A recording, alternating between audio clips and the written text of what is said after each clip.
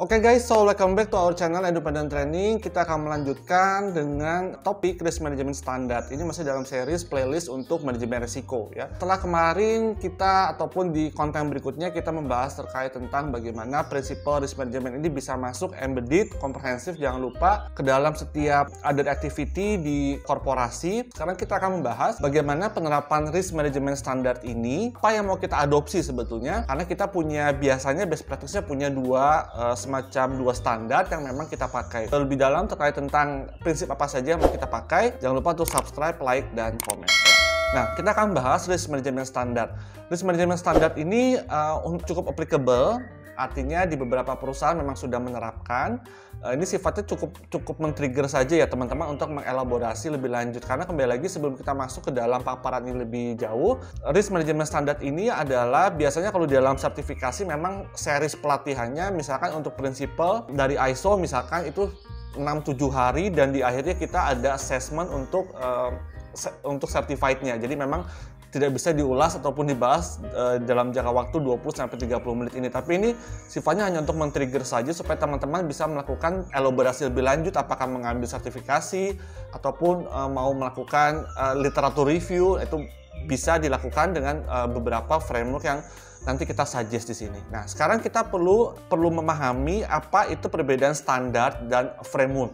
Nah, jadi fokus kita adalah membahas standar dan juga framework. Tapi ini adalah dua hal yang berbeda.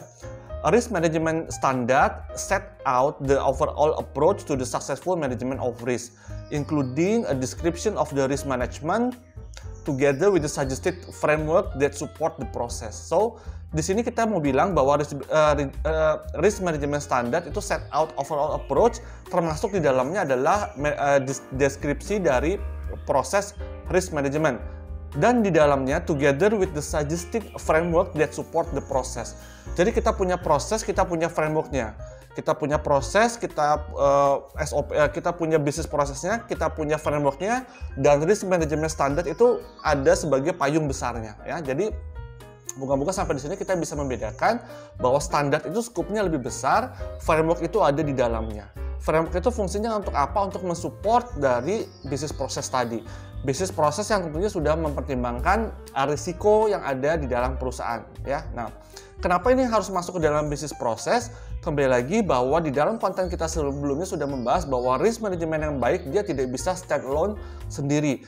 Dia harus masuk ke dalam setiap aktivitas proses bisnis, mulai dari awal sampai dengan akhir, sampai dengan di tangan customer, sampai dengan produk jadi ya, ataupun whatever it is, pokoknya Anda yang memahami bisnis prosesnya dari awal sampai akhir, maka framework risk management tadi masuk ke dalam bisnis proses ya.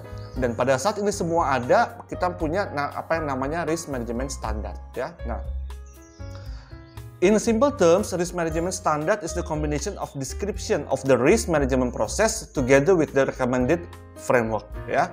Risk management process together with the recommended framework ya. Nah, sekarang kita akan maju ke dalam beberapa best practice yang dipakai. Risk management standard ISO 31000 ya, memang tidak saya mention tahun berapa. Kalau saya tidak salah 2008 versinya, kemudian 2009 diupdate menjadi 2018. Itu untuk ISO. Kemudian untuk KOSO, kalau saya tidak salah KOSO IRM ya 2004 dan terakhir diupdate 2017 ya. Tapi nanti silakan teman-teman melakukan penelusuran lebih lanjut terkait tentang apakah betul tahunnya bahwa ISO itu 2009 dan diupdate 2018, KOSO itu 2004 diupdate 2017 ya. Nah, sebetulnya ada beberapa misalkan dari IRM, Institute Risk Management, mereka mengeluarkan framework sendiri. Nah, tapi ini yang biasa kita pakai ISO 31000 2018 dan sekarang KOSO IRM 2017 ya. Nah, memang pembahasan ini tidak bisa saya sudah sampaikan tidak bisa diselesaikan dalam jangka waktu 20-30 menit, apalagi untuk dua framework. Karena kembali lagi teman-teman perlu melakukan penggalian lebih lanjut dalam bentuk apapun itu, literatur review, pencarian informasi, buku, kemudian juga bisa mengikuti sertifikasi, karena biasanya untuk satu standar pengalaman untuk satu framework pengalaman saya itu adalah kurang lebih sekitar 6-7 hari, di mana satu harinya itu dia full dari pagi sampai malam di closing dengan tugas, kemudian terus begitu sampai di akhir ke-6 kemudian ada ujian untuk sertifikasi ya. Nah, yang pertama itu kita masuk ke dalam ISO 31000/2018. Jangan lupa untuk selalu mengutip, kita melakukan kutipan bahwa ini diambil dari ISO website ya. Nah, ini adalah ISO buat teman-teman yang sudah familiar dengan ISO, terakhir ISO 31000/2009, dia bentuknya masih kotak. Ada 3 kotak, kemudian 3 kotak ini saling interkoneksi ya. Nah, sekarang dibuat lebih dinamik, mungkin saya berasumsi kenapa tidak lagi kotak, sekarang dibuat seperti circle karena harapannya ini bisa mengakomodir dinamika secara cepat ya, bisa melakukan responsiveness-nya lebih cepat apabila diaktualisasikan dengan circle dibandingkan dia berupa frame kotak ya. Nah, kita mulai dari prinsip ya. Prinsipnya itu ada continual improvement, integrated, structure and comprehensive. Ini sudah dibahas di konten sebelumnya, jangan lupa ditonton. Komprehensif bagaimana, customize, inclusive, dynamic sudah dibahas, tapi bahasa menjadi responsiveness, harus bisa responsive to the changing di konten sebelumnya. Best available information, human cultural factors ya. Jadi ada 1, 2, 3, 4, 5, 6, 7, 8 prinsipal ya. Nah, kemarin sudah saya sampaikan di konten sebelumnya. Di konten sebelumnya itu kalau nggak salah ada 5, ada align, comprehensiveness ya. Memang kita tidak perlu mendebatkan karena sebelumnya saya sudah sampaikan bahwa main principle dari tujuan utama dari principle of risk management tadi adalah untuk value, maximum outcome, reduce volatility. So this is tujuannya. Terlepas dari regardless Anda mau menggunakan prinsip apa, value, maximum of objective atau maximum of outcome sama reduce volatility ya. Nah, kali ini di ISO 31000 setelah kemarin kita punya 5 prinsip, ISO 31000 menawarkan 8 prinsip.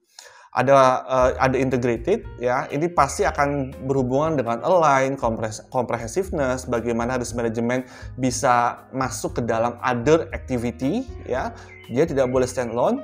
Structure and comprehensive, kita bicara structure, kalau teman-teman merefer kemarin ada istilahnya proportionate ya, ada customize, ada inclusive, ada dynamic, ada best available information, bahwa kalau kita membuat analisis risiko menggunakan data yang tidak terupdate, maka dipastikan asumsinya meleset, maka target juga meleset. Jadi jangan salahkan risk manajemennya karena Anda tidak menggunakan best available information. Anda tidak menggunakan resource yang in time information, Anda tidak menggunakan resource yang memang reliable berada di bidangnya.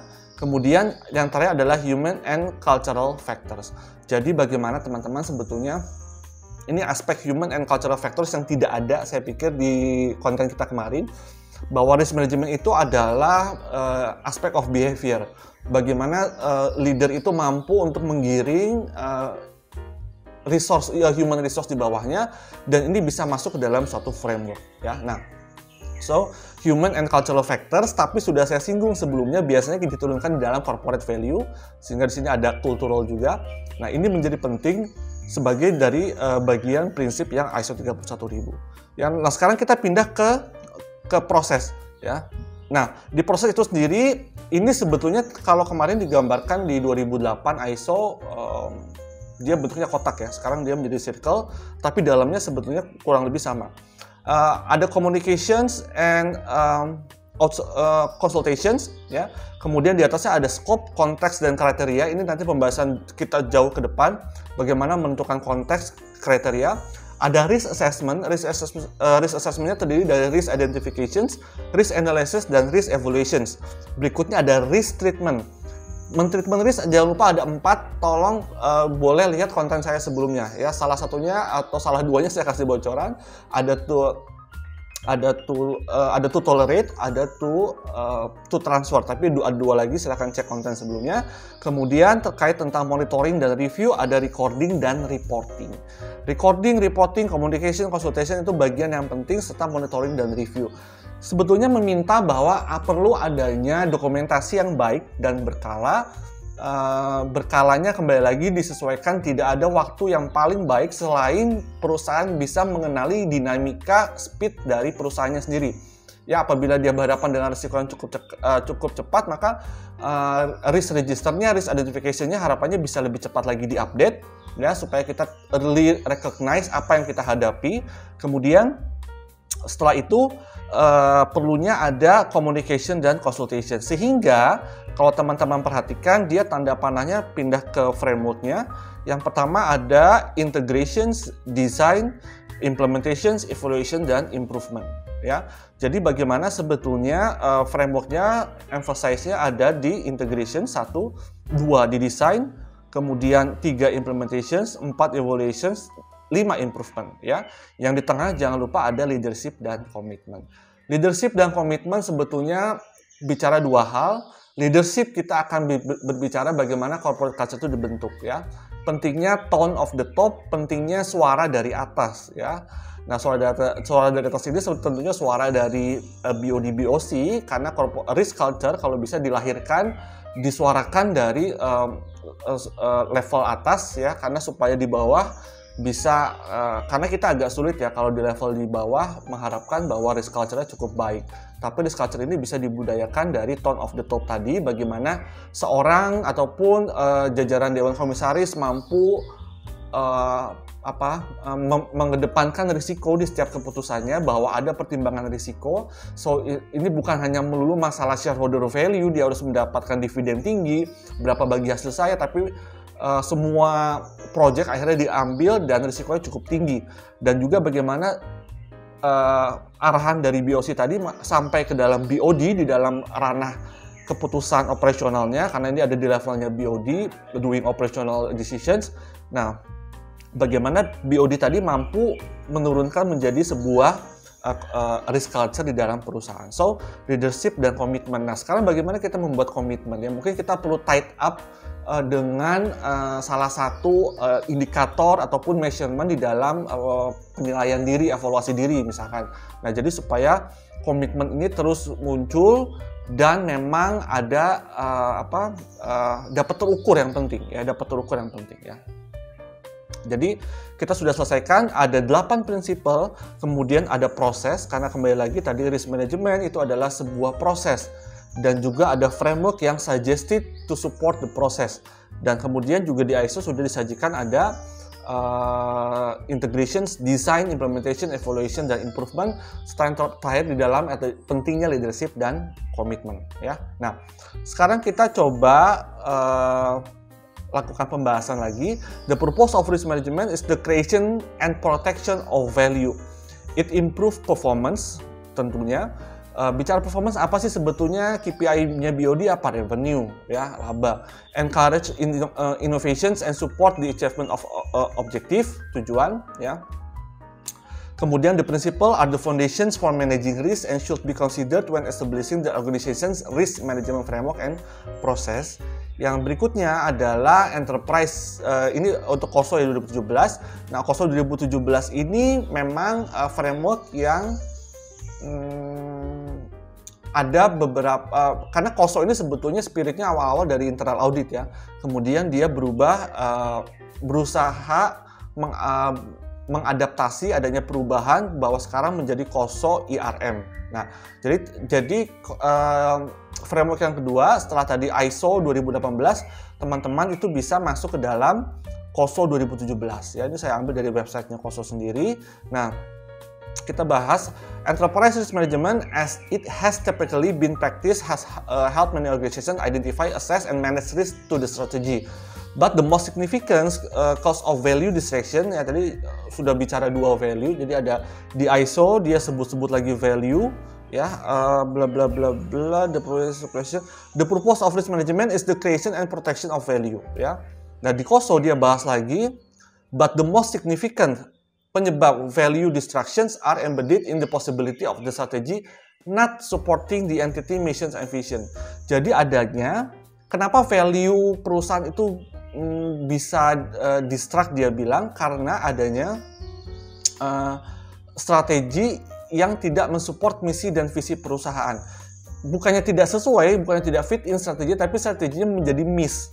Artinya miss apa? Kita mempunyai strategi tapi ternyata salah perhitungan. Akhirnya misi dan visinya tidak bisa tercapai.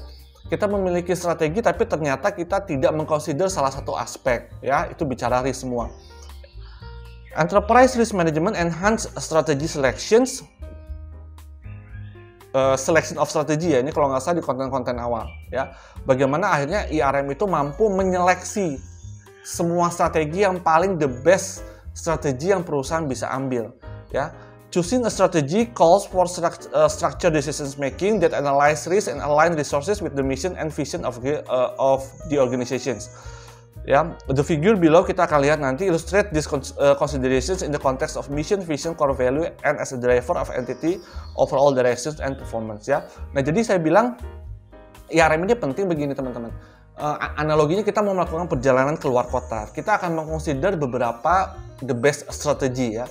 Nah, artinya the best strategy ini kita harus melihat beberapa risiko yang ada. Katakanlah kita mau ke Bandung, kemudian ada dua opsi, kita mau lewat dari Puncak atau kita mau lewat Puncak Cianjur sampai Bandung atau kita mau lewat Cipularang. Kita lakukan best available information. Kita akan lihat map misalkan. Sekarang udah lihat map. Tapi ternyata misalkan di Cipularang ada beberapa jalannya yang longsor, ada penutupan dan kemudian kita akan mengconsider bagaimana kalau kita tidak menggunakan tol Cipularang. Kita akan menggunakan jalan lain sehingga bagaimanapun outcome-nya tercapai tapi dengan less loss risk ya. Nah, itu kurang lebih pemilihan strategi bagaimana perusahaan akhirnya bisa banyak cara, banyak strategi, tapi sebetulnya yang the best strategi itu benar-benar memperhitungkan analisis risiko di dalamnya. Atau lebih baik kita tidak perlu pergi ke Bandung ya. Itu juga salah satu bentuk treatment dari risk ya. Nah, ini adalah bentuk dari mission, value, dan core value ya. Kita belum masuk ke dalam si framework itu sendiri ya. Jadi bagaimana dia menggambarkan tadi bicara benefit, mission, vision, dan core value. Kemudian ada strategi bisnis, objective, and performance, di mana di dalamnya ada yang tujuannya nanti akhirnya untuk enhance si performance tadi ya. Nah, ini tapi dia bilang bisa jadi distractions, bisa jadi tidak terjadi karena strategi yang dijalankan tidak sesuai dengan misi dan visi. Strategi ini bisa jadi analysis of risk-nya menjadi tidak begitu signifikan berdampak ya. Nah, sehingga enhance performance-nya juga bisa tidak tercapai ya. Nah, ini masuk ke dalam fokus framework-nya. Kita fokus di sini karena ini adalah yang terpenting dari KOSO IRM. Yang kita mulai dari sebelah kiri ada mission, value, and core value. Kemudian ada strategy development, ada business objective formulations, ada implementation and performance, serta ada enhanced value. Ya. Jadi kita mulai dari misi, visi, dan core value. Kemudian ada bagaimana strategi pengembangan, ada tujuan, bagaimana memformulasikan tujuan bisnis, kemudian bagaimana implementation dan performance, serta review seharusnya di dalamnya, kemudian ada enhanced value. Nah, 1, 2, 3, 4 ini disupport oleh governance dan culture, strategy and objective settings, performance, review dan revision tadi sudah saya singgung, serta information, communication, and reporting ya.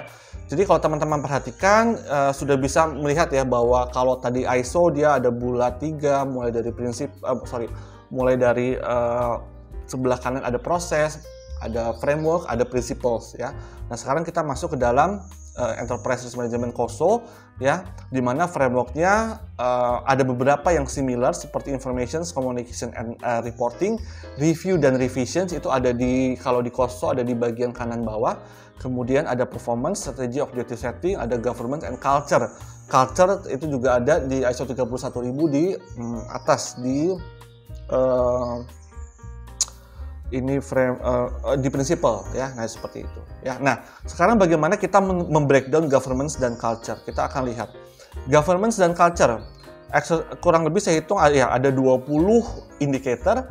Governance dan culture, exercise board risk oversight ya, bagaimana oversight dari board. Kemudian mungkin di levelnya top ya, BOC dan segala macam. Establish operating structures, define desired culture. Nah, ini bicara culture. Demonstrate commitment to core value, attract, develop, and retain capable individuals. Ini bicara human and cultural value kalau di ISO 31000 ya. Kemudian strategi and objective setting ada 4, analysis business context, define risk appetite, evaluate alternative strategy, dan yang keempat adalah formulate business objective.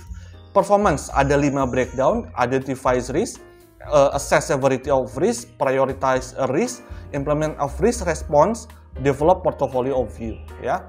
Review dan revision ada 3 breakdown, assess substantial change ya, review risk and performance, pursue improvement in IRM, itu untuk review dan revision. Dan yang terakhir ada information, communication, and reporting.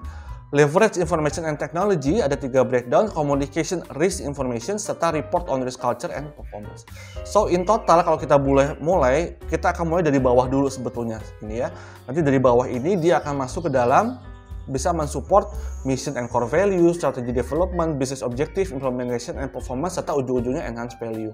Jadi kita tidak bisa mulai dari yang di tengah itu sebelum kita make sure 20 indikator ini pun belum diturunkan menjadi indikator per unit ya. Artinya ini masih perlu breakdown lagi. Tapi ini kurang lebih bisa membuat framework lah ya. Kita bisa melakukan checklist lah istilah tenis mudahnya untuk bisa sampai kepada enhance value of corporations. So, kalau kita boleh summary untuk sesi kita kali ini, kita menggunakan 2 framework, ISO 31018 dan kita menggunakan KOSO IRM 2017 ya. Yang implementasinya kembali lagi dikembalikan kepada nature of business perusahaan serta keputusan dari BOD, tapi dua-duanya ini sangat best practice. Nah, kembali lagi bahwa risk management ini menjadi penting karena di dalamnya ada suggested framework.